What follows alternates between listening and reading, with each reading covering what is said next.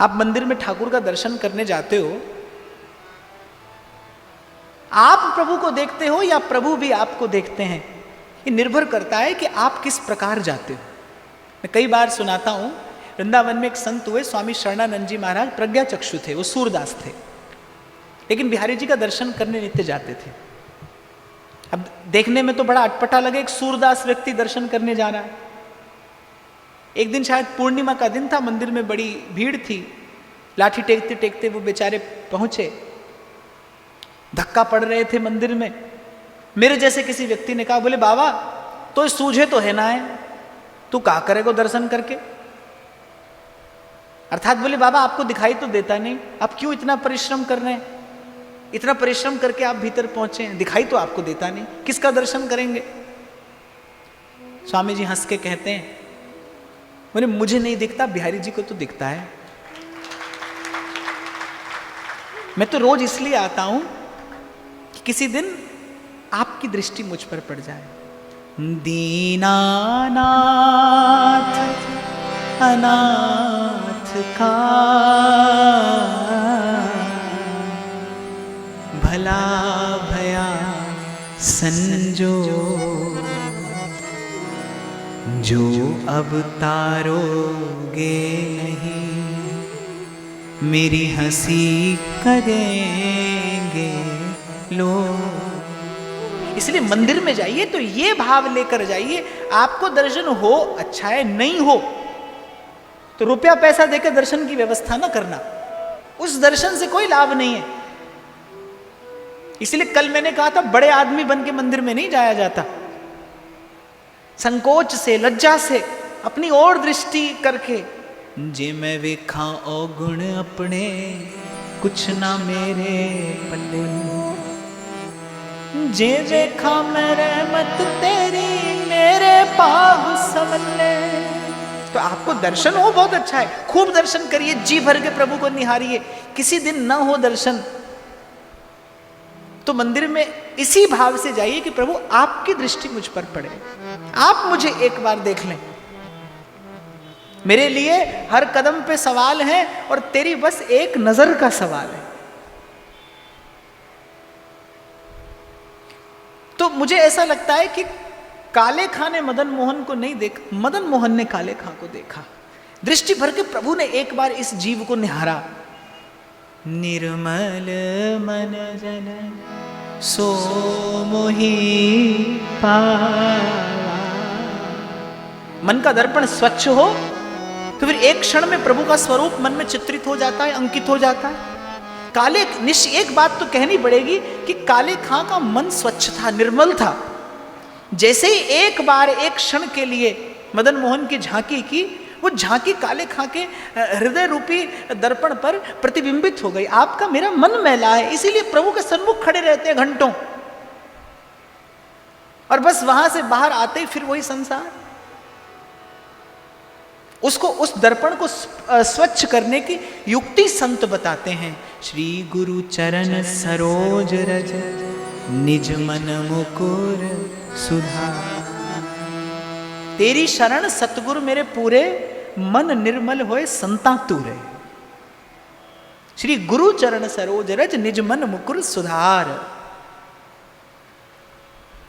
तो अब तो काले खां का ये नित्य का नियम बन गया कि किसी ना किसी प्रकार से वो लुक के, छिप के मदन मोहन का दर्शन कर ही लेता।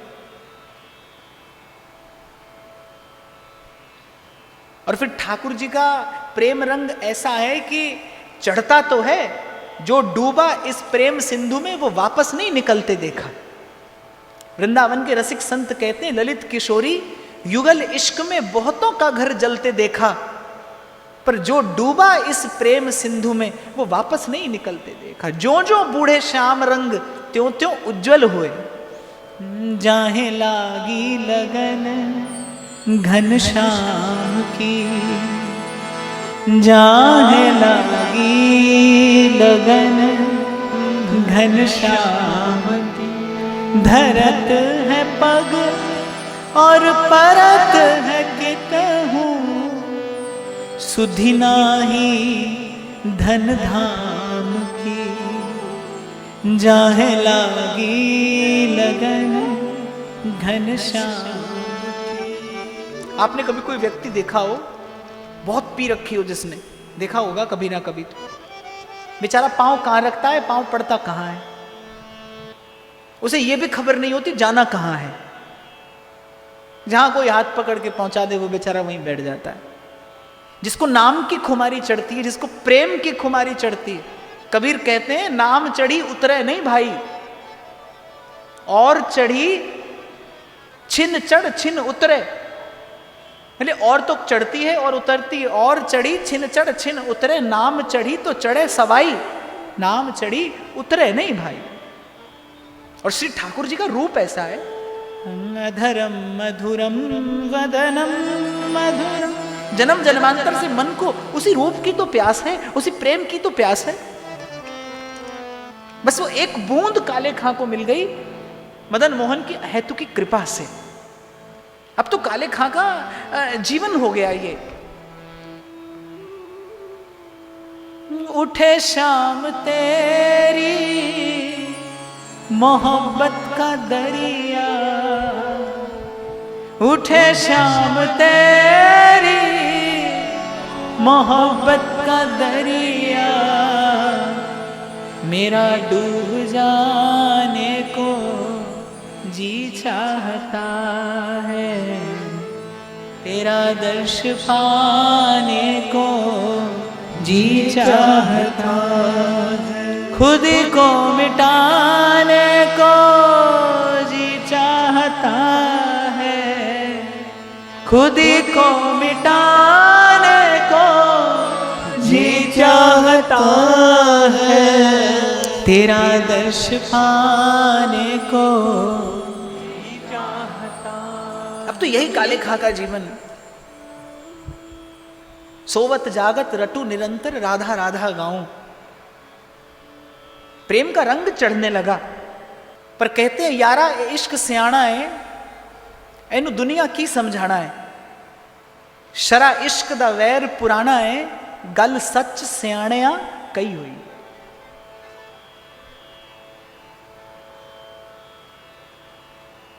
इश्क आप भी अवला, एदे कम ने अवले, जिदे पेश पै जांदा कख छड़दा नी पल्ले। इश्क आप केड़ा चंगा, चंगिया रहन भी नहीं देंदा, दिने औसियां पवांदा, राती पैण भी नहीं देंदा। और जब बात हमारे ठाकुर की हो तो ब्रज के संत कहते हैं सांप के खाए को मंत्र लगे, पर या कि आंख के खाए को मंत्र न तंत्रा। सर्प काट जाए किसी को, बोले उसके लिए तो कोई मंत्र हो सकता है, वो विष उतर जाए। सांप के खाए को मंत्र लगे या कि आंख के खाए को मंत्र न तंत्रा, जहां लागी लगन घनश्याम। बस काले खां पर यही अहेतु की कृपा हुई, वो देव दुर्लभ कृपा। देवता यति योगी तपस्वी मुनि सिद्ध सन्यासी जिसकी एक झलक पाने को लालायित रहते हो, वो मदन मोहन, वो त्रिभुवन सुंदर, वो रसिक शेखर, वो अनंत कोटि सौंदर्य माधुर्य सिंधु, वो काले खां के स्मरण में सदा रहने लगे, सतत रहने लगे, सहज रहने लगे। अच्छा, सुमिरन जब तक सहज नहीं होगा तब तक सुमिरन में सुख नहीं होगा, जब तक सुमिरन सहज ना हो जाए। और स्मरण सहज तब होता है जब संबंध होता है। आप देखो, जब संबंध होता है तब स्मरण करने के लिए प्रयास नहीं करना पड़ता, वो संबंध शत्रुता का हो कि मित्रता का। जब प्रभु से संबंध होता है तब स्मरण सहज होता है, और जब स्मरण सहज होता है तभी स्मरण सरस होता है। अब धीरे धीरे काले खां की जबान पर अपने प्राण प्रियतम का नाम भी आने लगा। पहले तो लुक छिप कर दर्शन करता था, लेकिन जब प्रेम का प्रवाह तीव्र होता है, जब रंग चढ़ता है प्रेम का, फिर ना लोक की लाज और ना कुल की कान, प्रीत ना काहू की कान बिचारे, शरा इश्क दा वैर पुराना है, गल सच से आने कही हुई है। प्रेमी को इस बात की चिंता नहीं होती कि संसार उसके साथ चलेगा कि नहीं, संबंधी उसके साथ रहेंगे कि नहीं। इश्क अवलिया दा रब वलों कल्याण दा, एता बस चलिया दा कम है। पीड़ विच रल कुका मारना असूल नहीं जी, एता बस कल्याण दा कम है। प्रेमी अकेला रहते हैं, आशिक रहन अलग। अब तो मदन मोहन का आशिक हो गया काले खां। अब धीरे धीरे पहले लुक छिप कर दर्शन करता था, अब प्रेम का रंग जब चढ़ा तो वो भाव प्रकट होने लगा। अब जिह्वा पर नाम आने लगा, कृष्ण गोविंद गोविंद गोपाल नंदलाल, कृष्ण गोविंद गोविंद हे गोपाल नंदलाल। बड़भागी है वो जिसको भा जाते हैं भगवान, जिसको भा जाए प्रभु का रूप, जिसको प्रभु मीठे लगने लगे, जिसको नाम मीठा लगने लगे, जिसको सुमिरन सरस लगने लगे। कल मैंने आपसे कहा था ना, पंच विकारों का नाम ही मन है। जब लोभ होने लगे, जब जब लालच बढ़े प्रभु के रूप दर्शन का, प्रभु के नाम की रटन का, जब जिव्या विव्वल रहने लगे नाम की रटन के लिए आतुर रहने लगे मन, ये कृपा का लक्षण है, ये कृपा का अतिरेक है। तो काले खां की स्थिति कुछ ऐसे होने लगी। अब पत्नी दिन रात चिल्लाती कि तुझे क्या हो गया, पर उसका हृदय उसके वश में कहां था। मन तो मोहन ने ले लिया, मन तो अब मनमोहन के पास था। वो बेचारा क्या करता, वो तो अब जन्म जन्म का, वो तो कृत दास हो चुका है मनमोहन की उस मीठी मुस्कान का।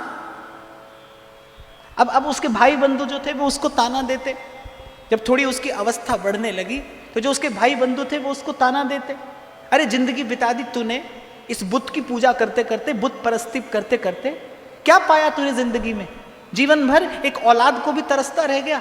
उसके भाई बंधु उसे तरह तरह के ताने सुनाते। उसके मन को पीड़ा इसलिए होती कि मेरे प्रभु का अपयश होता है। इसलिए एक दिन कहा, दीनानाथ अनाथ का भला भया संजो। प्रभु मैं तो आपसे विमुख था, मेरा आपका परिचय क्या था, ना आपके नाम का पता, ना आपके गांव का पता, और ना मेरे हृदय को प्रीत की रीत का कुछ परिचय। ये तो आपने मुझे देखा, आपने मुझे ढूंढा, आपने मुझे पुकारा, आपने मुझे स्वीकार किया।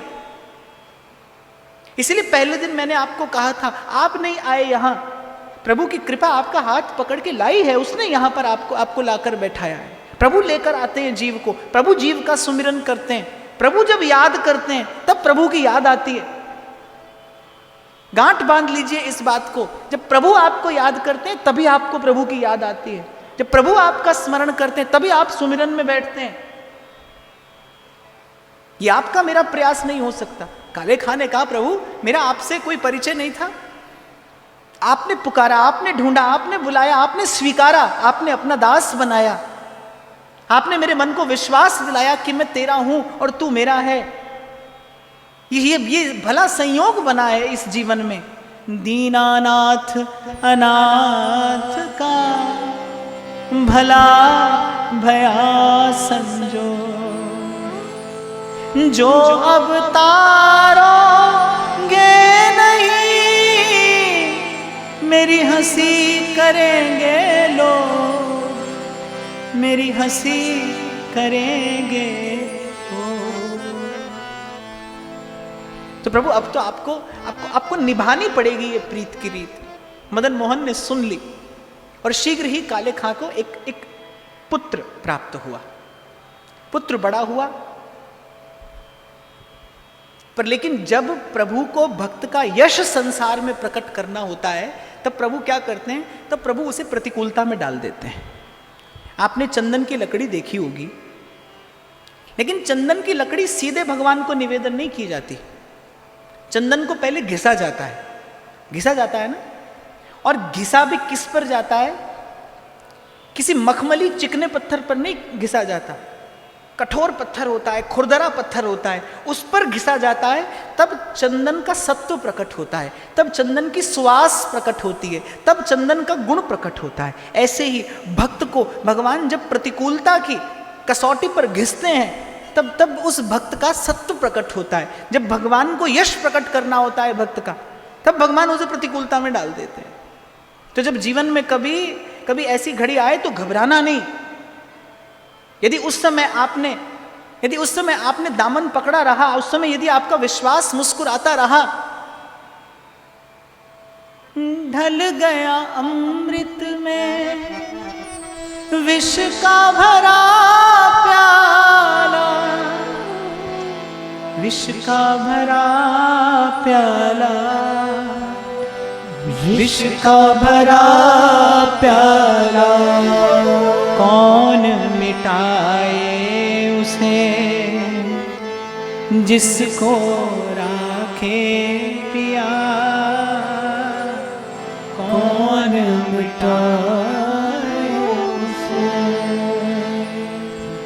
ये वही विष अमृत बनेगा, वही विष अमृत बनेगा, वही प्रतिकूलता आपका यश प्रसारित करेगी। और विश्वास की परीक्षा भी प्रतिकूलता है, विश्वास की कसौटी प्रतिकूलता है। तो मदन मोहन की इच्छा हुई कि किसी प्रकार काले खां की भक्ति प्रकट हो, काले खां का यश प्रकट हो। अभी तो कोई उसे जानता नहीं,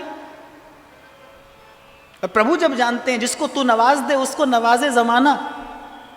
और भक्त तो कहता ही है कि मैं तो खाक का था जर्रा और मेरी क्या थी हस्ती, यूं ठोकरे खा रहा था तूफान में जैसे कश्ती, मेरा कौन आस रहा था तेरी बंदगी से पहले, मुझे कौन पूछता था तेरी बंदगी से पहले। तो मदन मोहन के मन में इच्छा हुई कि काले खां का यश प्रकट हो, और काले खां का यश प्रकट हो इसके लिए ठाकुर ने लीला की। और आपको फिर निवेदन कर दूं, बहुत अनुकूलता हो जीवन में तो आप ये ना समझना कि ठाकुर जी प्रसन्न है। बहुत अनुकूलता, बहुत सुख सुविधा हो, बहुत नौकर चाकर हो, बहुत मान प्रतिष्ठा हो, बहुत आपकी जय जयकार होती हो और संसार आपके पीछे पीछे चलता हो, ये तो माया की कृपा है, मायापति की नहीं। जीव इसी में तो भटकता है, कंचन में भटकता है, कामिनी में भटकता है, कीर्ति में भटकता है, यही तो जीव भटकता है। और जो कंचन कामिनी से निकल जाता है वो कीर्ति में फंसता है, आकर वो अपनी प्रतिष्ठा में फंसता है। भक्त का तो केवल एक जीवन मंत्र होता है, जी करे कोल बैठी रहा, बैठे बैठे मैं तकदीरवा, मिलना तेरा तेरा मिलना असा रब दा मेल कहना कहंदे रहना, तेरे कोल रहना कहंदे। पर प्रभु की इच्छा थी तो काले खां का वो लड़का जो अभी 10 बरस का हुआ था, जीवन भर की मिनौतियों के बाद, पर काले खां जानता था कि पुत्र नहीं है, प्रसाद है, मेरे मदन मोहन का प्रसाद है। और फिर वैसे भी प्रीत लाणी बड़ी सौखी है सांवरे दे नाल, ते निभानी बड़ी औखी है। प्रेम लगाना सरल है, निभाना कठिन है। संसार में भी हो, संसार में भी प्रेम लगाना सरल है पर निभाना कठिन है। आदि अंत निभ है नहीं और बारू किसी भीत, आदि अंत निभ है नहीं।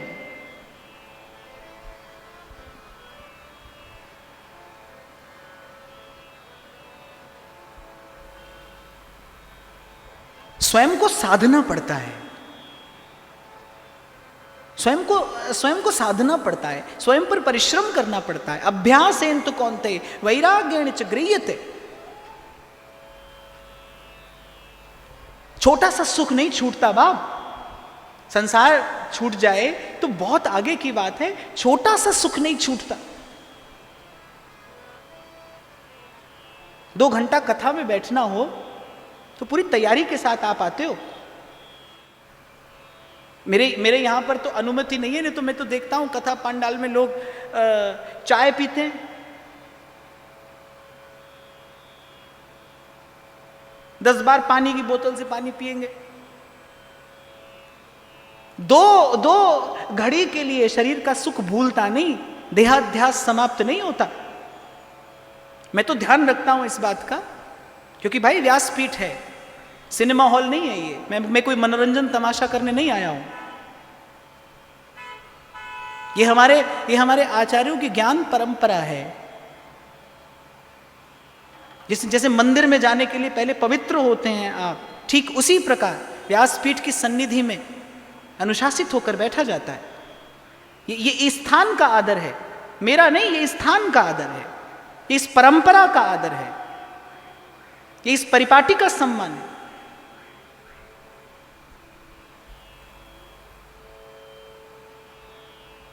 अभी आप आज मुझसे कह रहे थे, खुराना जी आए थे तो कह रहे थे, बोले बड़ा सुंदर अनुशासन है यहाँ 3 दिन से, होना चाहिए। आप कुछ ग्रहण करने के लिए आए हैं यहाँ पर। बर्तन उल्टा रखा हो तो मूसलाधार मेघ भी बरस जाए, एक बूंद ठहरती नहीं उस पे। आपका पात्र सीधा हो, मैं फिर कहूं आपको। और यहां नहीं, आज के बाद कहीं भी आपको बैठने का, श्रवण करने का अवसर मिले, थोड़ी देर बैठिए भले, लेकिन बड़े आदर से, बड़े सम्मान से बैठिए। सबसे पहली मांग अनुशासन है। अभी उस दिन मैं सुन रहा था टीवी पर, एक बड़े विश्वविख्यात कथावाचक हैं, वो कह रहे थे, बोले चाहे खटिया पे सो जाओ, चाहे यहां पर कथा पंडाल में खटिया ले आओ, खटिया पे सो, पर कथा में आओ। ठीक है, कथा में तो आओ, पर मैं समझता हूं कि अनुशासन आवश्यक है। देखने वाले के मन में भी एक आदर का भाव उत्पन्न होना चाहिए। अब कोई यहां पर टांग फैलाए बैठा हो, कोई हाथ यूं किए बैठा हो, कोई कुर्सी पर बैठा हो, कोई सोफा पर बैठा हो, अच्छा लगेगा? मैंने कहा कि ये इस परंपरा का आदर है, ये इस परिपाटी का आदर है। हाँ, मुझे मालूम है खिंचाई बहुत करता हूं मैं, पर आपके लिए करता हूं। पात्र बने आप और मैं, कुछ ठहरे आपके मेरे जीवन में। ऐसे ही नाचते गाते खाते पीते हो जाता है उत्सव। मैं देखता हूं उत्सव हो रहा है, क्या हुआ? नाच लिए, गा लिए, थोड़े से भजन गा लिए, और फिर लंगर प्रसाद हो गया, बस आप अपने घर। वही जीवन, वैसा का वैसा मन, वैसा का वैसा जीवन। मेरी उन उत्सवों में कोई श्रद्धा नहीं है। मैं तो कहता हूं कुछ देर प्रभु ने ये समय दिया है, अवसर दिया है, भाव से बैठिए और कोई एक आध विचार का प्रसाद यहां से लेकर जाइए। जीवन बदले, भगवान मीठे लगे, धीरे धीरे छूटे संसार, नाम स्मरण प्रिय लगे, कोई तो परिवर्तन जीवन में आए। तो 10 बरस का लड़का, और एक दिन खेलते खेलते सांप ने काट लिया। वैद्य, हकीम, ओझा सब बुला लिए और सब ने कहा लड़का तो मर गया। अब काले खां की पत्नी रोती चिल्लाती एक ही बात करती कि तू काफिर हो गया, इसीलिए खुदा ने तुझे ये सजा दी है, तेरी उस बुत परस्ती के कारण ऐसा हुआ है। अब तो भाई जो भाई बंधु थे वो भी खूब लानत मलामत करने लगे। अब काले खां से रहा नहीं गया। पीड़ा इस बात की नहीं थी कि लड़का चला गया, पीड़ा इस बात की थी कि मेरे प्रभु का, मेरे साहिब का अपयश होता है। मंदिर में जाकर और काले खां ने प्रभु के सन्मुख होकर कहा, दीनानाथ अब बारी तुम्हारी, दीनानाथ जो अब तारोगे नहीं तो मेरी हंसी करेंगे लोग। श्रवण सुजस सुन आए हो प्रभु भंजन भव भी।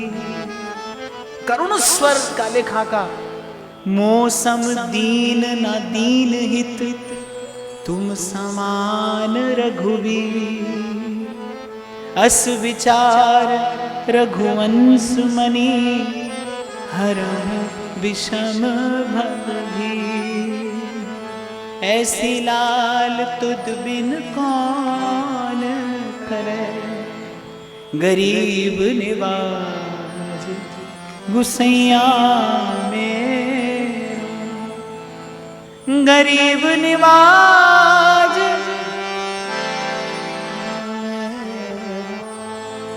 माथे छतर करे। ऐसी लाल तुद बिन कौन करे, जाकी छूत जगत कौन लागे, तापे तू धरे, नीच ही ऊंच करे मेरा गोविंद, काहू पे न डरे। काले खां ने अपने लफ्जों में कहा, मेहरबान कदरदान आला तू जहान बीच, मुझसे गरीब का गुनाह माफ कीजिए। मेहरबान कदरदान आला तू जहान बीच, मुझसे गरीब का गुनाह माफ कीजिए। कारे बेकरार खड़ा तेरे दरबार बीच, नंद के कुमार जरा गौर अब कीजिए। कारे बेकरार खड़ा तेरे दरबार बीच, नंद के कुमार जरा